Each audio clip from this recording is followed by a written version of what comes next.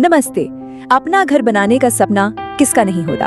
भारत में तो ये एक बहुत ही बड़ा और आप कह सकते हैं एक खास सफर होता है। तो आज हम इसी सफर के लिए एक रोड मैप को समझने की कोशिश करेंगे, बिल्कुल एक एक कदम करके। और ये बात आप जानते हैं, सिर्फ कहने के लिए नहीं है। भारत में घर बनाना वाकई में एक यादगार सफर है। ये सिर्फ दीवारों और छत की बात नहीं है, नहीं, ये तो अपने जड़ों को मजबूत करने जैसा है, भविष्य के लिए एक नींव रखने जैसा है।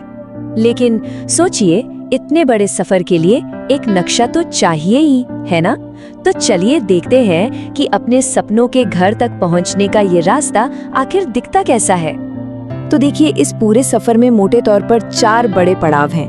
पहला है जमीन और उससे जुड़े कानूनी मामले, दूसरा बजट और फाइनेंस का इंतजाम, तीसरा घर का डिजाइन और रेरा जैसे जरूरी नियम, और चौथा और आखिरी पड़ाव कंस्ट्रक्शन।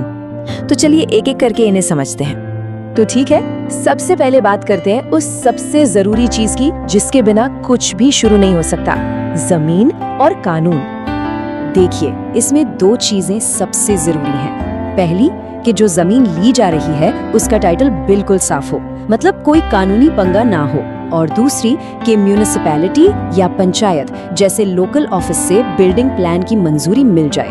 और हाँ, ये याद रखना बहुत जरूरी है कि एक क्लियर टाइटल वाली जमीन आपको आगे चलकर न जाने कितनी कानूनी परेशानियों से बचा सकती है। तो इस स्टेप में जल्दबाजी बिल्कुल नहीं। अच्छा, तो जमीन की बात तो हो गई। अब आते हैं उस चीज पर जो इस सपने की गाड़ी में पेट्रोल का काम करेगी, यानी पैसा, बजट और फाइनेंस। अब पैसों का इंतजाम करने के लिए देखिए 2 बड़े रास्ते हैं। एक तो है कि अलग अलग बैंकों के होम लोन ऑप्शंस देखें, और इस पर थोड़ी रिसर्च करना बहुत जरूरी है। और दूसरा रास्ता है सरकारी मदद का, जैसे कि प्रधानमंत्री आवास योजना या PMAY। ये स्कीमें बोझ को थोड़ा हल्का कर सकती हैं। तो ये PMAY है क्या?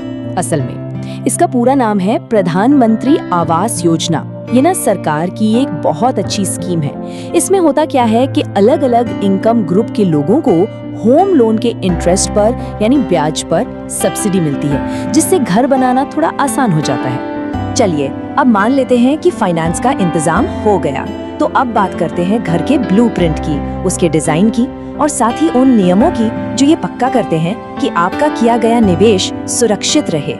यहीं पर आता है रेरा।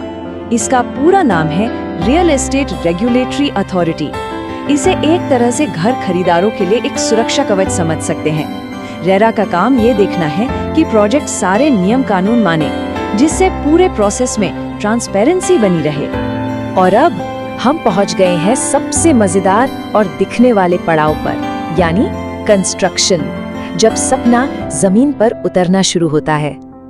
देखिए, इस स्टेज पर सबसे जरूरी चीज है एक अच्छी टीम, एक रजिस्टर्ड आर्किटेक्ट और एक भरोसेमंद कॉन्ट्रैक्टर। यही वो लोग हैं जो आपके सपनों को सही शक्ल देंगे और ये भी पक्का करेंगे कि पानी, बिजली जैसे जो बेसिक चीजें हैं वो सब सही तरीके से लगे। तो ये थे वो 4 बड़े कदम। लेकिन क्या बात यहीं खत्म हो जाती है? इसके आगे का रास्ता कैसा है, जरा इस पर भी एक नजर डालते हैं। एक सवाल जो दिमाग में आना लाजमी है कि क्या ये नियम, ये सरकारी स्कीमें हमेशा ऐसी ही रहेंगी? और देखिए, यहीं पर एक बहुत जरूरी बात आती है। ये जो नियम होते हैं या सरकार जो सब्सिडी देती है, ये समय के साथ बदल सकते हैं। और ये जानना इसलिए जरूरी है क्योंकि इसका सीधा असर आपके बजट और प्लानिंग पर पड़ सकता है। इसीलिए समझदारी इसी में है कि कोई भी काम शुरू करने से पहले हमेशा लेटेस्ट जानकारी जरूर चेक कर लें। ये एक छोटा सा स्टेप है, लेकिन आपको आगे चलकर बहुत बड़ी परेशानियों से बचा सकता है। तो फिर सवाल वही है कि 2026 में अपना घर बनाने का सपना हकीकत से कितना दूर है? उम्मीद है कि इस रोड मैप को समझने के बाद ये सपना अब एक सपने जैसा नहीं बल्कि एक प्लान जैसा लग रहा होगा, क्योंकि सही जानकारी और तैयारी के साथ कोई भी मंजिल उतनी दूर नहीं होती जितनी लगती है।